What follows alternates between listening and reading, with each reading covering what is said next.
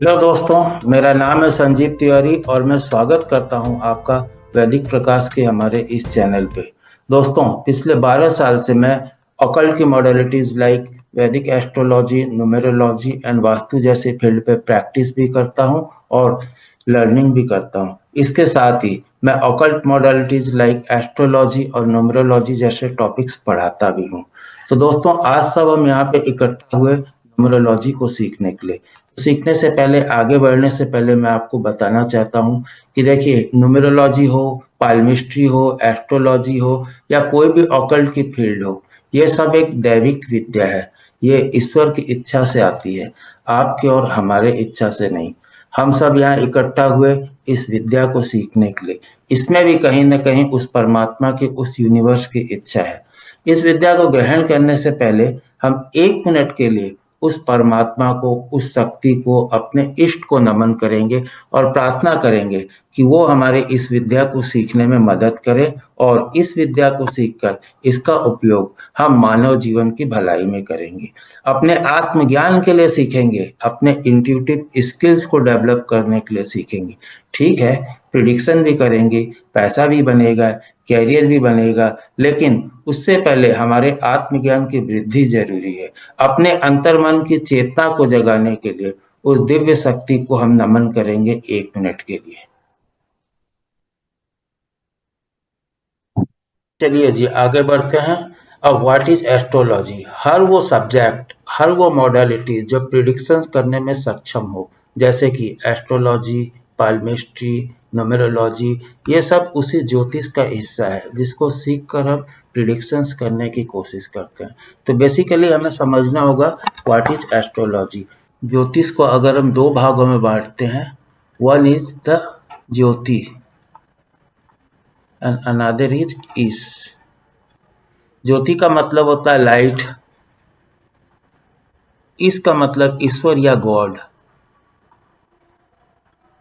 तो ज्योति प्लस ईश, अगर हम इसको कंपाउंडली पढ़ें तो हमको पता चलता है कि लाइट ऑफ गॉड, एक ईश्वरीय प्रकाश।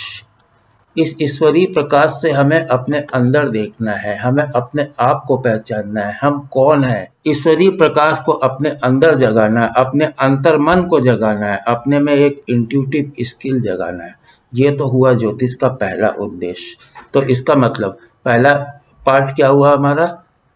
इंट्यूशंस, इंट्यूटिव स्किल्स को हमारे अंदर डेवलप करना है। एंड ऑफ कोर्स हमें ये जानने की इच्छा रहती है कि अभी जो चल रहा है ये क्या चल रहा है, ये कब तक चलेगा, कैसे हमको समस्याओं से मुक्ति मिलेगी, हम क्या कारोबार करेंगे, हम क्या बिजनेस करेंगे, हमको सफलता कब मिलेगी, हम प्रॉपर्टी एक्विजिशन कब लेंगे, वगैरह वगैरह। ये सब होता है प्रिडिक्शंस। तो बेसिकली जो समझ में आई हमें बात ये है कि दो क्राइटेरिया यहाँ पे निकलते हैं, स्किल्स एंड प्रिडिक्शंस। तो जब तक हमारी प्रिडिक्शन कब तक सही नहीं होगी, जब तक कि हमारे अंदर ये डेवलप नहीं होगा। अगर हमने इसके ऊपर कोई काम किया ही नहीं तो फिर ये हमारा डेवलप हो ही नहीं सकता। हमने ऐसे बहुत से लोगों को देखा है जो कि बहुत कुछ जानते हैं, बहुत सारा उनके पास ज्ञान है, लेकिन फिर भी उनकी कही हुई बात सही नहीं हो पाती। और फिर ऐसे भी लोगों को देखा है जिन लोगों को ज्योतिष का बहुत ज़्यादा ज्ञान नहीं है, लेकिन वो जो बोलते हैं वो सच हो जाता है। क्या फ़र्क है इनमें? बस इंट्यूटिव स्किल से उन्होंने अपने आप को कनेक्ट किया उस परमात्मा से, उस लाइट से अपने आप को कनेक्ट किया, अपने अंदर में वो ईश की ज्योति जगाई, जिसके चलते उनका इंट्यूटिव स्किल डेवलप हुआ और उनके मुंह से निकली हुई बात सही भी हो। अब हमारे मन में सवाल ये उठना चाहिए कि क्या करें उस परमात्मा से जुड़ा हो जाए। क्या सब काम धाम छोड़ करके सारा दिन पूजा पाठ, मंत्र जाप, दान पुण्य, बस यही सब करते रहें, कोई काम नहीं करें? नहीं, ऐसा नहीं है। पूजा पाठ, मंत्र जाप, ये सब तो हम अपने लिए करते हैं, अपने मन की शांति के लिए। बल्कि ईश्वर तो कहते हैं कि जो भी काम करो मन लगाकर करो, ईमानदारी से करो, कर्म ही असली पूजा है। बस किसी का दिल मत दुखाओ, कोई ऐसा काम मत करो कि किसी की आत्मा दुख पाए। हम कहते हैं कि बच्चे ईश्वर का स्वरूप होते हैं, क्योंकि उनकी आत्मा पवित्र है, उनके मन में कोई पाप, कोई छल, किसी के प्रति ईर्ष्या भावना नहीं है, कोई ऊंच नीच नहीं है, सब उनके लिए एक समान है। तो हमें भी बच्चा जैसा बनना पड़ेगा, बच्चे जैसा मन रखना पड़ेगा उस ईश्वर से जुड़ने के लिए।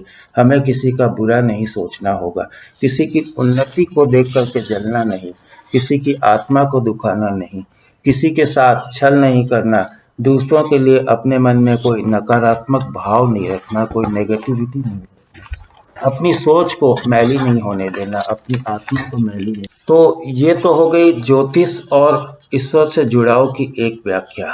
अब हम चलते हैं आगे। ये ज्योतिष जो है एक वृक्ष के समान है, इसकी बहुत सारी शाखाएं हैं, जैसे कि होरा शास्त्र, अंक ज्योतिष, टैरोट, ग्राफोलॉजी वगैरह वगैरह, जिसे हम सीखने का कोशिश करते रहते हैं। लेकिन हम यहाँ पे अंक ज्योतिष या न्यूमरोलॉजी सीखने आए हैं, तो अब हम न्यूमरोलॉजी या अंक ज्योतिष की ही बात करेंगे। तो जैसा कि हमने देखा कि अंक ज्योतिष या न्यूमरोलॉजी कुछ भी अगर हम सीखने जाते हैं तो एक बात हमारे मन में बहुत ही कॉमन रहती है कि हमें समस्याओं से कब मुक्ति मिलेगी, उसका क्या समाधान होगा, जो भी कुछ मेरे जीवन में चल रहा है ये कब तक चलेगा, हमारा भाग्य क्या है, ये बदलेगा कि नहीं बदलेगा, हमारे हालत में सुधार आएंगे कि नहीं आएंगे, हमारा भाग्य क्या है इसकी व्याख्या। तो देखिए, भाग्य को जानने के लिए हमको सबसे पहले कर्म थ्योरी को समझना पड़ेगा। भगवद गीता में बहुत अच्छे से कृष्ण जी ने समझाया है। मैं यहाँ पे कोशिश करूँगा ब्रीफ में आप लोगों को उससे जोड़ने का, सो दैट कि आप कनेक्ट कर पाओ। एस्ट्रोलॉजर होते हैं जो कुछ का कुछ रेमेडी बताते रहते हैं।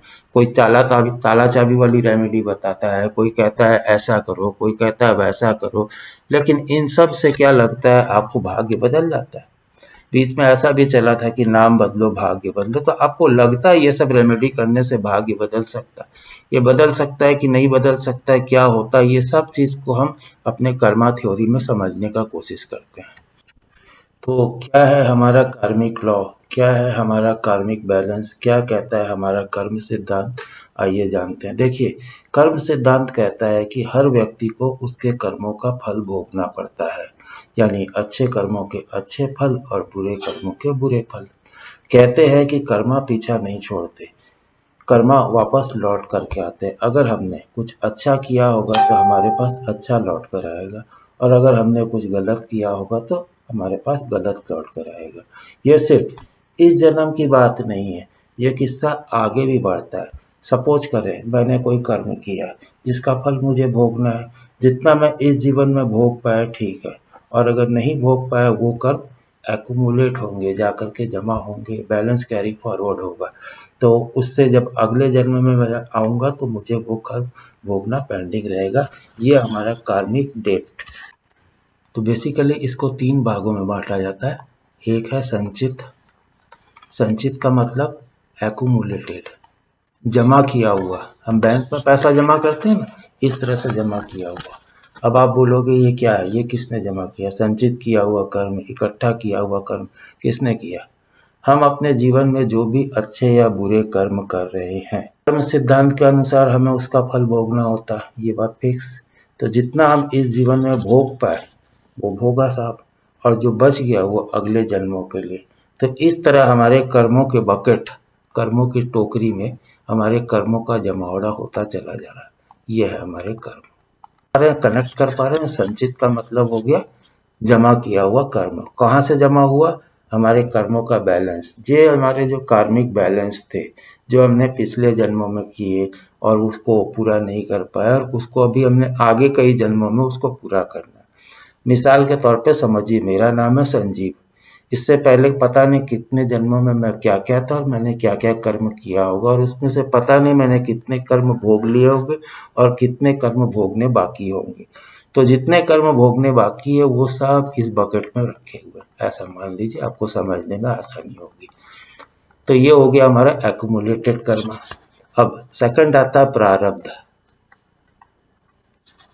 प्रारब्ध, इसी को हम डेस्टिनी भी कहते हैं, इसी को हम भाग्य भी कहते हैं, इसी को हम काल भी कहते हैं। वो कहते हैं ना, काल से कोई नहीं बच सकता, यही वाला है वो काल। इस टोकरी में से हम सपोज करें इतना सा लेकर के इस पृथ्वी पर आते हैं कि एज ए संजीव मैं अपना कार्मिक जो बैलेंस है इतना सा डेप्थ में ये कंप्लीट कर लूँगा। इसका मतलब क्या हुआ? हम ये इतना सा पार्ट लेकर के इस जीवन में संजीव के रूप में आ गए। इसका मतलब अब ये जो पार्ट है वो अच्छा भी हो सकता है और बुरा भी हो सकता है। अगर अच्छा होगा तो हम अच्छा भाग लेकर के आए, और अगर कहीं बुरे कर्मों का ये जमा उड़ रहा होगा तो फिर हम बुरा ही भाग लेकर के आए। जैसे कि हमने अपने कर्मा थ्योरी के बकेट में भी समझा था कि ये थोड़ा सा हिस्सा हम लेकर के आए हैं, यही कर्म हमको भोगना है, इसी को हम प्रारब्ध कहते हैं, यही हमारा भाग्य है, यही है जो हम अपने साथ लेकर के आए हैं, और ये हमारे संचित कर्मों के आधार पर ही है। भगवान श्री कृष्ण ने देवकी माता को 14 वर्ष बाद कंस वध के बाद कारागार से मुक्त कराया था। तो माता ने भगवान श्री कृष्ण को जब इसका कारण पूछा तो उन्होंने क्या कहा कि हे माता, आप मनुष्य रूप में हैं, आप अपने कर्मों को भोग रहे हैं। उन्होंने बताया कि त्रेता युग में जब कभी वो भगवान श्री राम थे तब आप माता कैकेयी थी। आपके ही कर्मों के कारण, आपके ही हठ के कारण प्रभु श्री राम को 14 वर्ष का वनवास हुआ था और माता कौशल्या को 14 वर्ष तक पुत्र से दूर रहना पड़ा था। उसी कर्मफल के प्रभाव से आप गुजर रही थी, जिस कारण आपको 14 साल के बाद मुक्ति मिली, 14 साल तक कारावास में रहना पड़ा और 14 साल तक आपको अपने पुत्र से दूर रहना पड़ा। तो इससे क्या समझ में आया? इससे ये समझ में आया कि प्रारब्ध को कोई नहीं बदल सकता, यहाँ तक कि स्वयं भगवान भी नहीं। तो फिर हम किसी एस्ट्रोलॉजर्स के पास जाते हैं, वो एस्ट्रोलॉजर्स कहते हैं ये उपाय कर लो, वो उपाय कर लो। कईयों को हमने देखा कहते हैं कि हाथ पे 24 लिख लो, कोई कहता है कि बे लीफ जला लो, कोई कहता है ताला चाबी वाली रेमेडी कर लो, बहुत कुछ कहते हैं। लेकिन आपको लगता है इन सब से कुछ बदलाव हो सकेगा? क्योंकि हमारा भाग्य बदल नहीं सकता। हम जो अपना भाग्य लेकर के आए वो ऐसे ही रहेगा, एज इट इज हमको उसको भोगना है। अगर हम अच्छा लेकर के आए तो अच्छा भोगेंगे, बुरा लेकर के आए तो बुरा भोगेंगे। एक तीसरा कर्म और आता है यहाँ पे, जिसको हम कहते हैं क्रियामान कर्म। इसका क्या मीनिंग हुआ? इसका मतलब होता है वह कर्म जो हम इस जीवन में कर रहे हैं। इसका मतलब अपने प्रारब्ध को लेकर के जो हम आए हैं। एक एस्ट्रोलॉजिकल रिसर्च के हिसाब से बताते हैं कि प्रारब्ध 60% वेटेज रखता है और क्रियामान 40% वेटेज रखता है। इसका मतलब अपने जो प्रारब्ध को लेकर के आए हैं, उस प्रारब्ध को भोगने के लिए इस जन्म में हम जो काम कर रहे हैं, ये वो हमारा क्रियामान कर्म। मतलब वह कार्य जो हम इस जन्म में कर रहे हैं, जो व्यक्ति की स्वतंत्र इच्छा से उत्पन्न होता है। देखो, ये हमारा क्या स्वतंत्र इच्छा पे, प्रारब्ध हमारा स्वतंत्र इच्छा पे नहीं है, प्रारब्ध हमारा फिक्स है। हमें इस धरती पे भेजा गया है जो भाग्य लेकर के, हम वो भाग्य को लेकर के चल रहे हैं, उस भाग्य को कोई बदल नहीं सकता। तो फिर हम क्रियामान कर्म से क्या कर रहे हैं? क्रियामान कर्म से हम अपने कर्मों में कुछ सुधार कर सकते हैं, अगर हम चाहें तो। हम फिर से क्रियामान कर्म के थ्रू जो भी कुछ कर्म कर रहे हैं उसका फल हम इस जन्म में भोगेंगे, और जो बच जाए वो वापस इसी टोकरी में जाएगा। ये यहाँ से संचित बन करके यहाँ जाएगा, और जो हम भोग रहे हैं यहाँ पे भोगेंगे। अच्छा, ये क्रियामान कर्म व्यक्ति की स्वतंत्र इच्छा से उत्पन्न होता है। इन कर्मों का चुनाव व्यक्ति अपनी मर्जी से कर सकता है। जैसे मान लीजिए मेरा नाम संजीव है, मुझे नहीं पसंद आ रहा, मुझे किसी ने बता दिया यार तुम संजीव से राजीव रख लो तो तुम्हारी लाइफ में पॉजिटिविटी रहेगी। ठीक है, बदल लेते हैं, कौन रोक रहा है मेरे को? तो आपका मोबाइल नंबर कुछ ठीक नहीं है, चलो बदल लो। आप मान लीजिए किसी का प्रारब्ध ऐसे ही बिगड़ा हुआ है, प्रारब्ध है ना, प्रारब्ध किसी का बिगड़ा हुआ है, और ऊपर से वर्तमान कर्म भी ऐसे हैं कि जीवन में और भी ज़्यादा तकलीफ ला रही है। उदाहरण के लिए मैं आपको एक एग्जांपल देता हूँ, इससे आप सोचिए। किसी आदमी की नई नई नौकरी लगी है और वहाँ जा कर के पता चलता है कि वो उस नौकरी में जो ऑफिस में बहुत चैलेंजिंग वाले काम है। तो उस आदमी के लिए तो मतलब देखो, जब उसको फर्स्ट में जब नौकरी मिली, जब वहाँ पर गया, उसके वहाँ के माहौल के बारे में उसको नहीं मालूम था, तो जो नहीं मालूम है वो हुआ प्रारब्ध। अब जब मालूम पड़ने के बाद हम उसके ऊपर जो रिएक्शन देंगे वो हुआ हमारा क्रियामान। समझने की कोशिश करिएगा। अब उस आदमी के पास में दो रास्ते हैं। पहला रास्ता क्या, या तो इसको छोड़ करके भाग जाए, ये भी एक कर्म है, स्वतंत्र कर्म है, या फिर वहीं पे रह करके वहाँ पे परिस्थितियों को सुधारने का कोशिश करें, ये भी एक स्वतंत्र कर्म है। तो हम जैसा कर्म करेंगे वैसा हम फल भोगेंगे। हो सकता है कि थोड़ी सी मेहनत करने के बाद उस ऑफिस में उसको उन्नति के बहुत से चांस मिल जाते, लेकिन उसने तो भागना ठीक समझा तो वहाँ से भाग गया। लेकिन यही मान लीजिए अगर वो वहाँ पर रह करके उस कर्म को करे, हो सकता है उसके लिए कुछ परिस्थिति अलग हो जाए। मैं ये नहीं बोलता कि उसके लिए परिस्थिति अच्छी होगी, जस्ट मैं समझाना चाह रहा हूँ आपको क्रियामान कर्म कैसे प्रभाव डाल सकते हैं। यानी कि क्रियामान वो कर्म है जिसको करने के लिए हम स्वतंत्र हैं, और यही हमारा फ्री विल है। भाई एक घर का नंबर है, ये मेरे को सूट नहीं कर रहा है, इसको बदलना बदल दो। हमारा नाम मेरे को अनुकूल नहीं लग रहा है, बदलना है बदल दो। मोबाइल नंबर ऐसा लग रहा है कि ठीक नहीं है, तो फिर बदल दो। हम जो कर्म कर रहे हैं वो हमारे क्रियामान कर्म है, उससे हम कोशिश करते हैं कि अपने प्रारब्ध को थोड़ा सा पॉजिटिव कर सकें। सपोज करिए मैंने किसी का न्यूमरोलॉजी चेक किया और मैंने देखा कि इसका प्रारब्ध 60%, प्रारब्ध इसका खराब है जो 60% इम्पैक्ट कर रहा है। अब उसका क्रियामान कर्म में अगर वो सुधार कर ले तो फिर उसके हो सकता है प्रारब्ध में हम कुछ कमी लाने में सफलता पा लेंगे। जैसे मान लीजिए किसी ज्योतिष ने देख करके बताया कि आगे आपके दुर्घटना के योग हैं, ठीक है, तो ये उसका प्रारब्ध है, उसमें लिखा हुआ है। ऐसे में उसको वाहन सावधानी से चलाना चाहिए, ज़्यादा रिस्क नहीं लेना चाहिए। अगर इस क्रियामान को वो कर ले तो हो सकता है कि उसके प्रारब्ध में कुछ हद तक कमी कर दी जाए। एकदम से प्रारब्ध को ख़त्म नहीं किया जा सकता। ये सब मैं आपको इसलिए बता रहा हूँ कि आप भी कहीं ये ऊल जुलूल रेमेडी वालों के चक्कर में नहीं पड़ो, क्योंकि बहुत रेमेडी वाले होते हैं, प्रारब्ध को बदलने की बहुत कोशिश करते हैं। सच्चाई तो ये है कि प्रारब्ध को बदला ही नहीं जा सकता। अब जब हमने कर्मा थ्योरी को पढ़ने के बाद हम ये जान लिए कि हम प्रारब्ध को बदल नहीं सकते, हम भाग्य को बदल के नहीं सकते, भाग्य में जो लिखा है वो होकर रहेगा, तब एक प्रश्न का उठना यहाँ पे बहुत स्वाभाविक है। और मेरे से पूछते भी बहुत से लोग कि सर अगर हम भाग्य को बदल ही नहीं सकते तो फिर किस लिए ज्योतिष कर रहे हैं, इसे तो हमको करना ही नहीं चाहिए, नहीं हमको ज्योतिष पे विश्वास रखना चाहिए, जो होना है वो हो जाएगा। तो फिर देखिए एक बहुत ही साधारण तरीके से मैं आपको बताने की कोशिश करता हूँ। इस प्रश्न का उत्तर शायद आपको मेरी बात में मिल जाएगा। मान लीजिए मुझे जयपुर से दिल्ली का तक का सफ़र तय करना है अपने कार से। मुझे दिल्ली का रास्ता नहीं मालूम, न ही मेरे पास कोई गूगल मैप या कोई नेविगेशन सिस्टम की सुविधा है।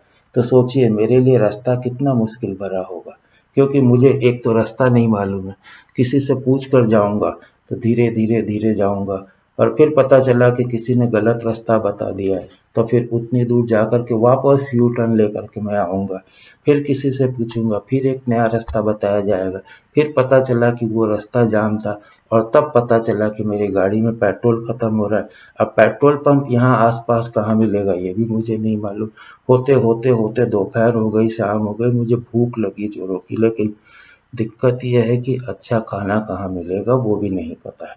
तो कहने का मतलब जो यात्रा दिल्ली से जयपुर की 4 से 5 घंटे की थी, उसको मैंने 7 से 8 घंटे में कवर किया, और ऊपर से थका हारा जब दिल्ली पहुंचा तो मानसिक और शारीरिक रूप से और टूट चुका था।